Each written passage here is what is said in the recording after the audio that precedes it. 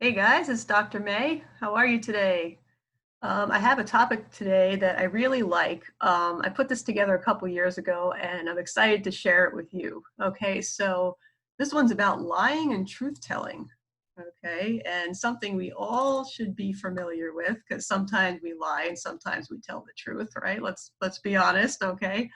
Um, and I got a lot of this information from a book called Tell Me No Lies by Ellen Bader. And it's actually a book on couples therapy, but I'm going to filter it down just so it's sort of like some general information. And I got it from a few other places as well. Sorry, my computer's a little slow here. Whoa, where are we? Sorry about that. Okay. All right, so bear with me. All right, so lying and truth telling. All right, here we go. So I'm going to start with lying and move to truth telling because I like to end on a positive note. Okay. So lies. All right. So let's get going.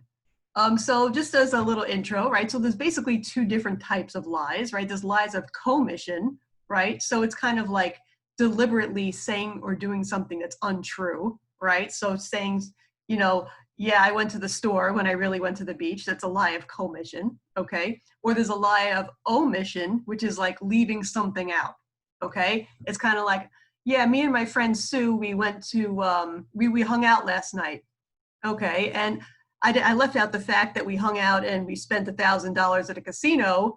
I just kind of said we hung out last night, okay? So I left out maybe an important detail because you didn't ask me. And that's kind of a lie of omission. So maybe I told you part of the story or I just didn't say anything at all, okay? So I'm sure we're kind of familiar with these.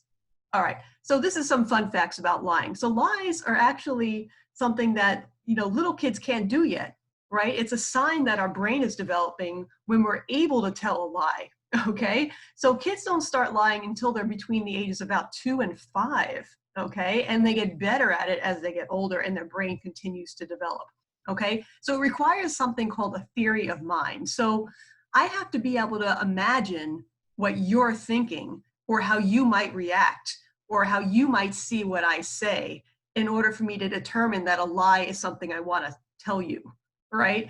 Otherwise, I would have no qualms with telling the truth because I couldn't be able to plan ahead and figure this out, right? So it's related to what they call executive functioning. So that's found in the prefrontal cortex, which is a higher level of our brain, right? And it's usually not fully developed about 25, but it slowly develops more and more as we get older. So it's related to certain executive function. So planning, so we need to plan ahead. I have to figure out what I'm going to say and how you might react, right? So it takes that forethought. It requires me to pay attention, like I might have to attend to the way you're taking what I'm saying and the kind of reactions you're having, right? And also self-control, because if I didn't have the self-control to lie and stick with it, I would just blurt out the truth, okay? And I don't know if you know anybody like that, but sometimes I've seen a few people who they just can't lie. Like, even when it would be to their advantage to lie, they just can't even hold it back. They just totally incriminate themselves and blurt out the truth. And those people also have difficulties with self-control. So it's kind of interesting the way that works. Okay, so why do we lie? What do you think? I'm sure you have some ideas about it, right? Reflect on yourself for a second. Like, what are usually the reasons or the general, you know, reasons behind why you lie? Okay. All right, so I'm going to go over a few, all right, and maybe you'll recognize some, okay, relate to some of these, or all of them, okay? So I'm just going to make them in general categories, although these aren't perfectly fitting into this category. Okay, so one major reason is for self-protection, right?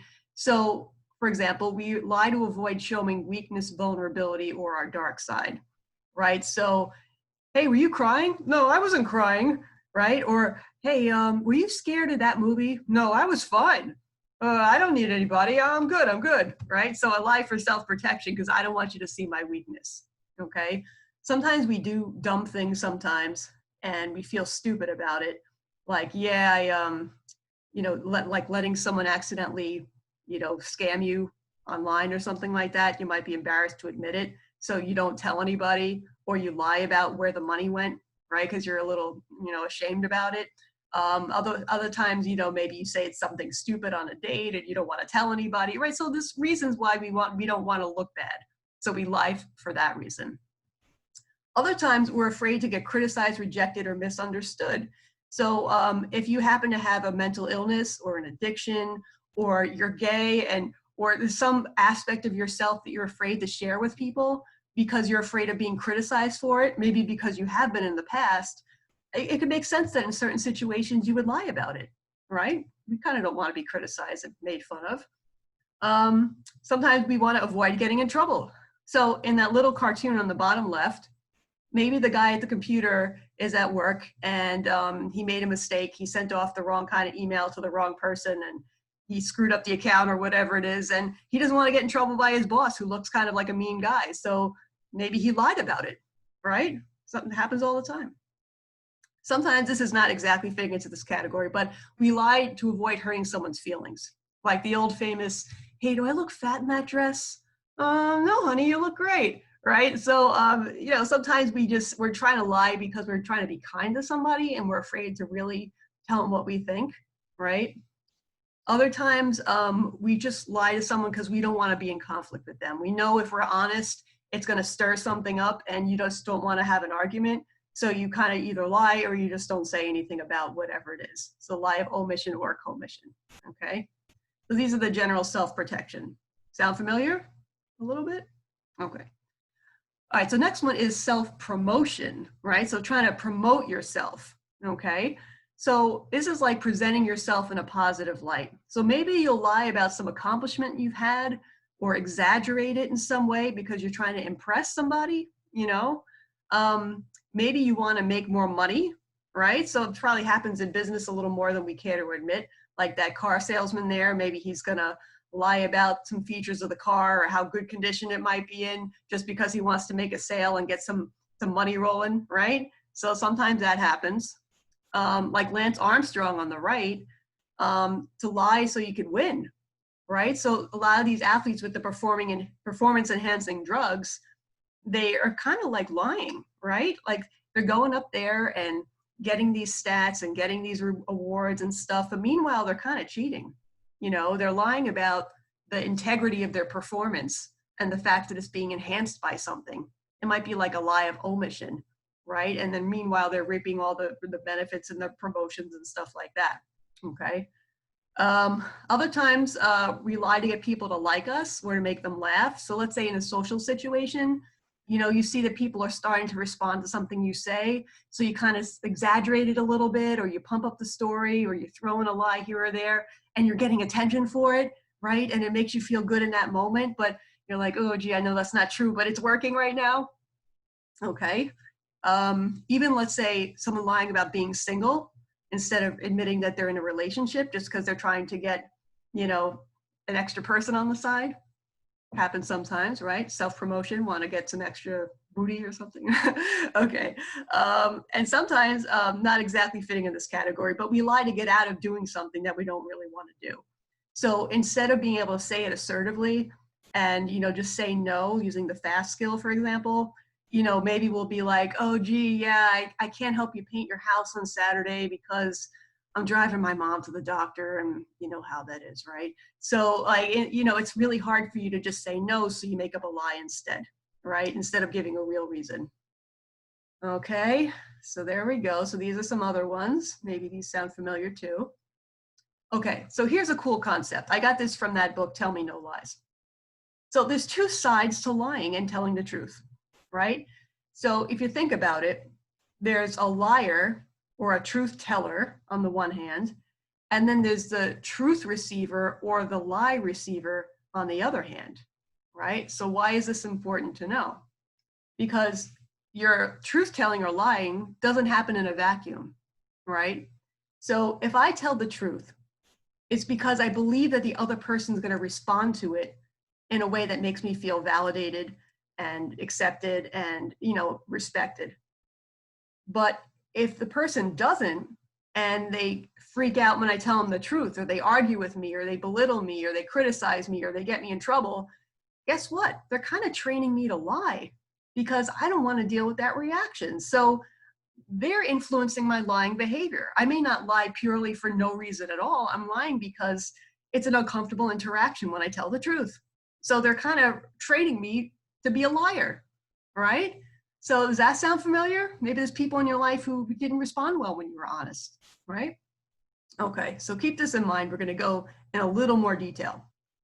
Okay, so lie invitee. This is the person who's inviting the lie, even if it's not on purpose. So this person like might ask you to be honest, but they'll actually kind of punish you for it. They won't make it feel easy for you to be honest. So it's kind of like the person who goes, no, honey, really, I want you to tell me the truth. Do I look fat in that dress? And then the guy goes, you know what? You do look fat in that dress. And she goes, hey, what's the matter with you? You're insulting me, and how rude and disrespectful. And, you know, I thought you were my husband. And now he's like, you know what? Next time I'm just going to say you look great. Forget about that. Okay. So the woman, by criticizing her husband, is inviting the lie because she's not responding well to the truth. Right. So what does the lie invitee do? They might pout or whine when you tell the truth. Like, oh, why'd you have to say that? That's not true. And okay. They might get angry, counterattack, get really angry when you tell them the truth and, you know, make you feel really bad. They could even give you the silent treatment. Like, oh yeah, you told me I look fat in that dress. Now I'm not talking to you. Forget it. I'm going to walk around the house and storm around and pout and just say nothing. Ooh, well, that's really unpleasant. Or other times they might literally like be very blatant about making fun of you or belittling you or making you feel foolish. And that's not so great either, right? So be careful if you're the lie invitee. Do you do these things, right? So we got to be honest with ourselves if we're one of those people, okay? So we got to be very careful because we might want people to be honest with us and not even realize that we're discouraging them from being honest with us, okay? All right, so I always go back to this little scene, right, with Jack Nicholson. You want the truth? You can't handle the truth, okay? So if we give people negative reactions and we can't handle the truth, people won't want to be honest with us. And we're not going to want to be honest with people like that either, okay? All right, I think we got the point across, I hope, all right? Okay, so let's get to the truth. All right, so obviously it's important to be honest with ourselves and with others when possible. Okay, we're not saying 100% you must be honest all the time, because there's certain situations where it might save your life to lie, or it might be, you know, the most self-preserving thing to do. So it's not a black or white issue, but generally speaking, we want to be more on the line with truth, okay? And that's how we build trust with people and with ourselves and self-respect. If you're in DBT and you have the self-respect effectiveness skill, the T of FAST is be truthful, okay? So we feel like we're more respected, we respect ourselves more if we're being honest, okay? And people will respect us. Okay, let's keep going. All right, so how do we become a truth teller? So let's say, you know, I got into the habit of lying because I've had a lot of bad experiences being honest with people. People just didn't react really well. So to protect myself, I started to lie. And now I lie even to people who might respond well to the truth because I'm afraid. I'm afraid to even try it because I've just been burned so many times. Or on the other hand, maybe I don't feel so great about myself. And I'm afraid if I'm just honest and I'm just being ordinary me, people won't like me. So I'm used to just lying and exaggerating to make myself look good because I think that's the only way I'm going to get attention or be liked, okay? Because I'm terrified of being honest and just showing my real self, all right? So how do we get around this? And let's say we're trying to be more committed about telling the truth. All right, so these are some tips here. So first, we have to set the intention to be honest. We have to make up our mind that this is a goal we have, okay? And be focused on that. And keep it in our mind during our day-to-day interactions, including when it gets hard, okay? If there's something that you want to say that's honest, but difficult for you to say, you could actually reveal that to the person before you actually say the thing you were going to reveal. So let's say you have a problem with alcohol and you're friendly with somebody and you never told them that before. You might tell them, you know, I really want to tell you something about myself, but it's a little hard for me. I'm a little afraid of what your reaction is going to be, but I kind of want to be honest. I want to tell you about it. Do you think you could be open and you just listen? You know, you could actually say that first and engage the person's response, okay? And if you're telling a truth about somebody, that might be hard to tell them, or about something that you did that might be hard to tell them. Like, let's say I got into a fender bender with my parents' car and I don't really want to tell them that. Whatever it is that you're telling, you don't want to use truth as a weapon. You want to tell it with kindness and compassion. Okay. It's not like you telling the truth to be mean. Like, you know what I thought about you? I really thought about that dinner last night. It sucked. It was terrible. Like, you're an awful cook. I just don't like your cooking at all. Like, you don't want to be mean about it, right? Maybe there's some constructive way you could tell the truth if someone's really asking your opinion. Okay. So just keep the kindness part in mind. Okay. And if you're revealing something that might potentially get you in trouble, it's important to own up to it without blaming and being defensive about it. You know, if you screwed up and you're admitting it, just admit it. Be the bigger person, okay? Otherwise, it's just gonna like eat away at your integrity if you're like, yeah, well, I did it, but it's because of this one and because of that, and because just open up to it. Just people will respect you more, okay? And finally, if you want to be truthful to a person who might not react well, but it's important for you to be honest anyway, you might want to prepare some coping skills and prepare for how the person might react and how you might respond, and to deal with the aftermath of the feelings you might have, right? So let's say it became a difficult interaction, like it was kind of brutal based on what they said afterwards. So you want to have some coping skills ready so you could deal with the aftermath, okay? Or maybe even another person you could talk to help you through it if you had to, okay? Because it could be very dysregulating to have a very painful conversation with somebody, especially if you're just trying to open up and be more vulnerable and honest, okay? Okay, and then finally, you want to be the kind of person too that people are able to be honest with, right? You don't want to really be somebody that people feel like they have to lie to or walk on eggshells around or tiptoe around because they're afraid you're not going to handle it, right? It's hard to feel good about yourself knowing that people do that, okay? You want to be the kind of person that people feel could handle the truth, okay? So how do you become a truth invitee, okay? So first, if someone's trying to be honest with you, try to just take a deep breath and listen, okay? If you're not sure what to say, just sit quietly and listen, all right? And breathe during the interaction. I found this personally does help, okay?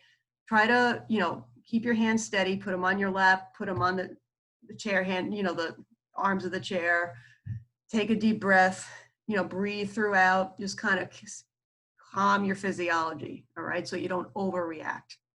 And sometimes, we're more afraid of the truth in our fantasy and it's worse in our fantasy than it is in reality, So, we catch yourself assuming the worst before it actually happens, and just be open to it. Maybe it's not as bad as you think.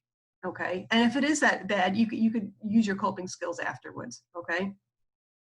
And if someone tells you a truth that's kind of like an opinion, remember it's like partly a reflection of them and not always reflection of you, especially if it's like said in a way that's not always the nicest. Like it's saying something about the person saying it, not just purely about you. Okay. So keep that in mind just to be fair about it. Okay. And finally, you could also empathize and validate with the person trying to be honest with you, especially if it's something hard for them to say. And you could also empathize and validate with yourself because you recognizing that it's hard to hear. Okay. So that's basically it. Those are some of my tips. Okay. I hope this is helpful for you and it helps inspire you to be a little more honest and be the kind of person that people want to be honest with. Okay. And especially if you're working on your recovery, this is really important. You want to be the kind of person that your therapist can be honest with and, that they could, communicate with easily. Okay. Well, thanks guys. Thanks for listening and I'll see you soon. All right, bye.